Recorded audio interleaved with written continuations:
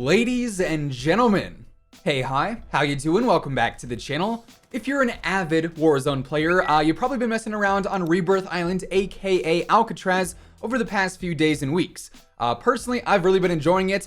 I do wish the player count stayed higher for a bit longer. Sometimes it feels like the lobbies can die off a bit too fast, but overall, the chaos and the hectic fights is exactly what I am all about. And so today I wanted to focus specifically on Rebirth Island and go over what I think are the top 5 best loadouts to be using on the brand new Warzone map. So as we go over everything today, if you enjoy the video at any point, or if you just find it helpful, let me know by dropping a like on it. And of course, if you're new around here, or if you're watching and you're not already subscribed, this is the place to be to stay up to date with everything going on in COD. From news to intel to updates, everything like that. So feel free to subscribe if you like what you see. Now, when it comes to Rebirth, obviously, most of your engagements are going to be close range based just because of how the map is laid out.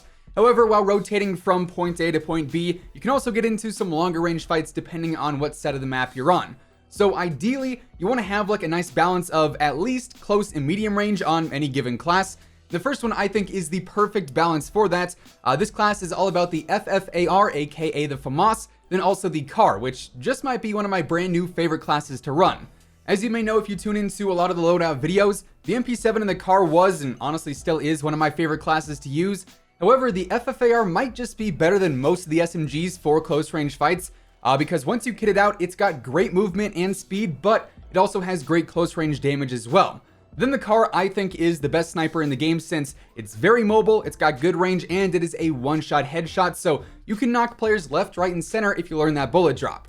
So on the FAMAS or the FFAR, I am running the agency suppressor for better range, and obviously it keeps me off of the minimap too. Then I've got the reinforced heavy barrel for better range and velocity. That said, the Ranger barrel is also a nice alternative for what it's worth. And I'm also using the field agent grip for better control, the 50 round fast mags, and then finally the Raider stock, which seriously increases the mobility a ton and really helps to compete with those SMGs. Then on the CAR, really no surprise here, we've got the standard monolithic suppressor, the 27.6 inch barrel for better range, the tac laser for better speed and stability, the variable zoom scope, mainly just preference there, then also the stippled grip tape for better mobility as well. Then, as always for the perks and equipment, really nothing ever changes here. We've got EOD, Overkill, and Amped to start. Of course, we're switching to Ghost though with that second loadout. Then I'm rocking the Semtex and the heartbeat sensor on there to close things out. Now, moving on to loadout number 2, this one is all about the RAM-7 and the Mac-10. I don't know what it is, but lately I have been loving the RAM-7. The close range dominance it has because of that faster fire rate is elite. Plus, if you can control the recoil, it can be really good at longer ranges too. I've also found that mounting with it pretty much eliminates every ounce of recoil it has to begin with, so it can honestly be pretty versatile when it comes down to it. Then the Mac-10, or the Big Mac-10 as it's also known, is a beast. As we know, it's pretty much dominating the close quarters fights, both on Rebirth Island and then also on Verdansk too. Doesn't really matter there. This thing is absolutely nuts. I would expect it to get a slight nerf here in the near future, just because other SMGs just can't compete with it, plain and simple. Right now, the Mac-10 is unstoppable. So on the RAM-7, I am running the monolithic suppressor, the Ranger barrel for better range and control, the Commando foregrip for better control, the 50 round mags, then also the VOK 3x optic for better control and then also better visibility. And then on the Mac-10, I've got the agency suppressor for better range, the reinforced heavy barrel for all the same reasons as before, the field agent grip, the 53 round fast mag, then also the serpent wrap for better mobility. Also, I do use the tier 95 variant for the Mac-10 that comes from the battle pass because the iron sights on that are as clean as can be. Now, loadout number 3 is probably the best loadout in the entire game right now. I'm sure most of you guys probably saw this one coming. It features the DMR-14 and then also the Mac-10. I mean, it doesn't matter if it's Verdansk or Rebirth Island, the DMR is gonna fry absolutely everyone. The 2-shot headshot is wild. I think it's like a 3-shot to the upper body as well. Like it is just completely unfair right now. That's all there is to it.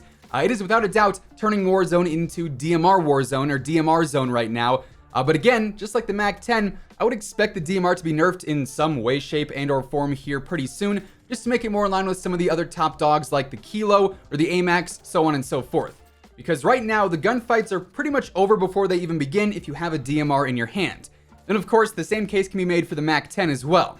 So on the DMR, I've got the agency silencer for better range, the titanium barrel for better bullet velocity, and I believe a better fire rate as well.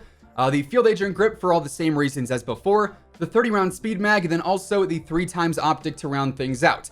Then the Mac-10 setup is the same as before too. Then moving on, loadout number 4 is all about the AK-74U, then the Kar 98K. Overall, a very similar approach to that of the FFAR in the car, but the 74U just plays more like an SMG, obviously because it is one. But even though it is an SMG, its damage and range are actually surprisingly nice. I'm really liking the AK-74U a lot right now. I would say it's one of the top SMGs in the game in general, probably up there with like the Mac-10 and even the MP5. Then when you go ahead and you pair it with the car, then you have that long range covered quite nicely, and you got a setup that is very versatile and it can hold its own in nearly any kind of engagement, unless maybe the other guy has a DMR.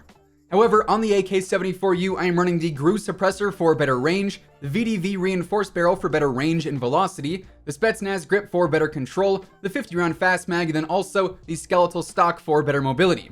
Now, for the final loadout today, this one is all about the Groza and the Mac-10, the two brand new DLC weapons for Season 1. And this setup in general is definitely geared more towards close and medium range fights. Neither of these weapons in particular is super good at longer ranges, but up close, each of these can absolutely shred. Obviously, we've talked about the Mac-10 a ton already, but the Groza is pretty nice on its own because its close and medium range TTK is actually insanely good. So you can end up using this like you would the FFAR or the AK-74U, and it's gonna excel quite a bit. So on the Groza, right now I'm rocking the GRU suppressor once more, the GRU composite barrel for better velocity, the 45-round speed mag, the Microflex LED. However, you could always swap that out for like a grip if you're more comfortable with the iron sights. Personally, I'm just not a huge fan. Then finally, I was using the SAS combat stock. However, I would definitely recommend using the Raider stock for the best mobility in general. Either or will work fine though. But overall, all of these loadouts are going to dominate Rebirth right now with the current meta. I'm sure some of these weapons are going to be tuned over time. Mainly the DMR and the Mac-10 is what I'm looking at there for pretty obvious reasons. But because so many of these weapons are so good in close range fights, they're all honestly very viable, and you're going to find a lot of success while using these. But yeah, there you have it. With all of that being said, those are the best loadouts and class setups to be using on Rebirth Island right now, and that is going to wrap things up for today. If you enjoyed the video, or if you just found it helpful, let me know by dropping a like on it. And, of course, if you're new here and you want to stay up to date with the latest Call of Duty news, intel, updates, setups, and pretty much everything else in between, feel free to subscribe with your notifications turned on. That way you'll always know whenever I upload a new video.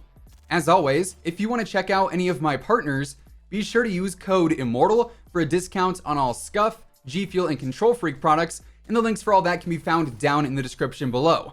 But once again, thanks so much for tuning in, and until next time, take it easy, have an awesome rest of your day, and I'll catch you guys later. Peace out.